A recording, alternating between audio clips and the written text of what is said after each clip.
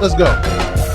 I'm a force to be reckoned with, remember the name. Whether I'm singing or I'm spitting, ladies love me the same. Hello. I'm rain, and haters just don't understand. And what be flowing out the mouth is like the back of my hand. I know it's serious, only thing that changes my hotness. Lupe, I got this beat make hot spit fire. Or maybe something more like an ice flame. So cold it burns to the touch, call me Ice Name. What's good, everyone? It's your boy Tempestt here with another episode, and I just want to thank everyone who comes here every week. I know I say it all the time, but again, you guys are the highlight of my week. Without you, I could not do this. So once again, shout out to you guys. Be sure to like, comment, subscribe. As always, give a huge shout out and some love to Ari Mikado and Mind Over Mix-Up, DJPRS, and Weapon of Choice. And of course, please give all the love to MC Amazing as he's doing his endeavor. He's partnered on Livit, so give him some love. Livit is another streaming service. It's an alternative to Twitch. You know, check them out. They're different, but they're very interesting. I like their interface, and he's pretty unique in the fact that he's a gamer on there, and I don't see too many people that are doing, like, you know, solely gaming, so I like that.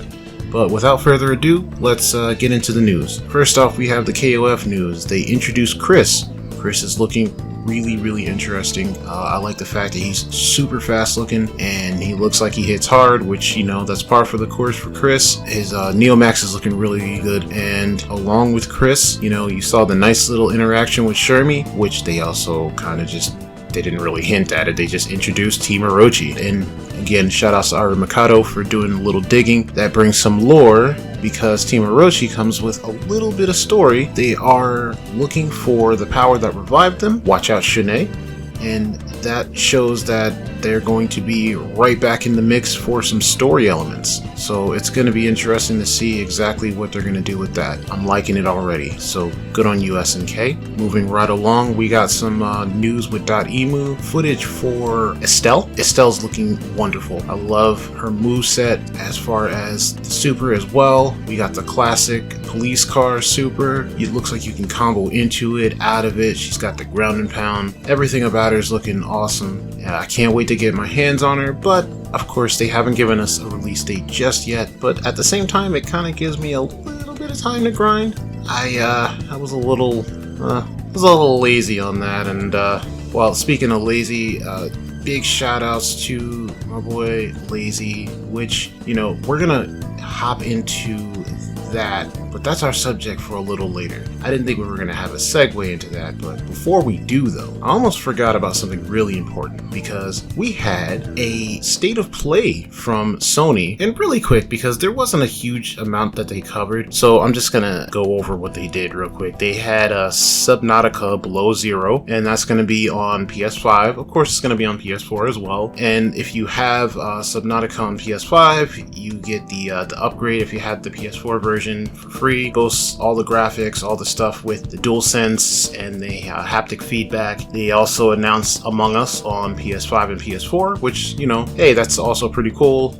You know, they made a sus and accusation jokes on that one. And then they also announced the new Ratchet and Clank footage. That's pretty cool. Ratchet has new moves, new combos. He's separated from Clank, and Clank is actually going to be with a new Lombax named Rivet.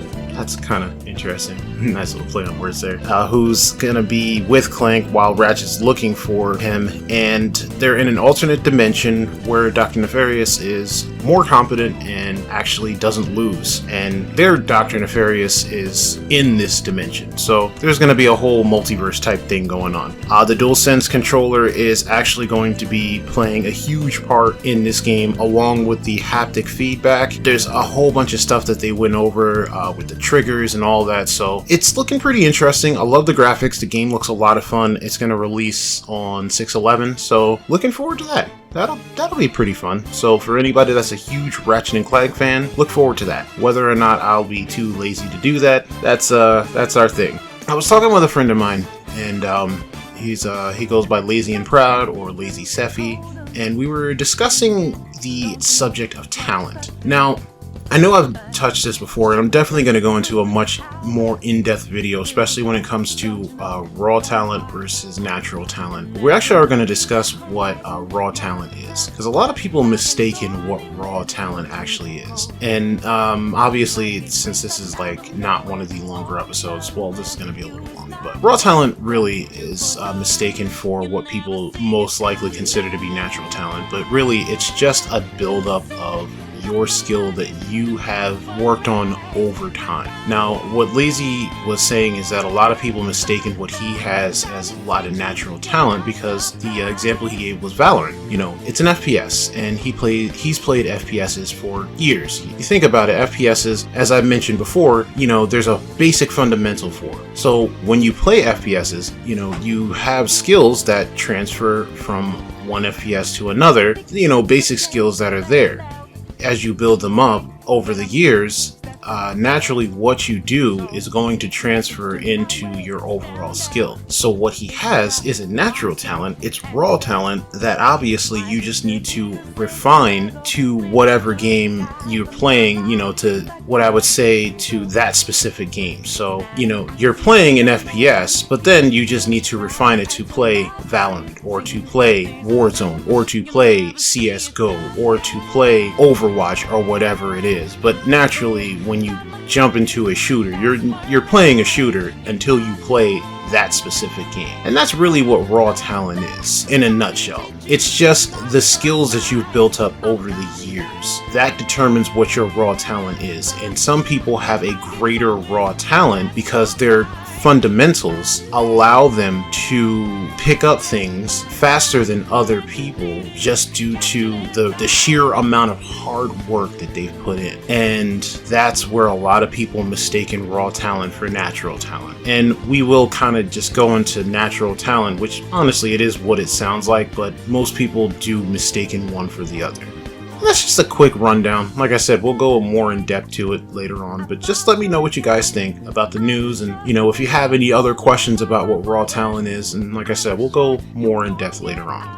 You know how to reach me on different forms of social media if you know how to. I'll get more updates with Discord, and if you guys feel like you want to help me out with that, be sure to reach out to me. But until then, be safe, take care of each other, press buttons, and catch you on the flip side. Another enemy, another notch on my wolf's greystone. Teeter on the razors, and sometimes I feel I walk alone. I spiral abyss of a boss tail unknown. Believe in the power of a child. Shout out to Tech Zone. Queen or Regine, Lion Fang is a problem. Barbarian gang, I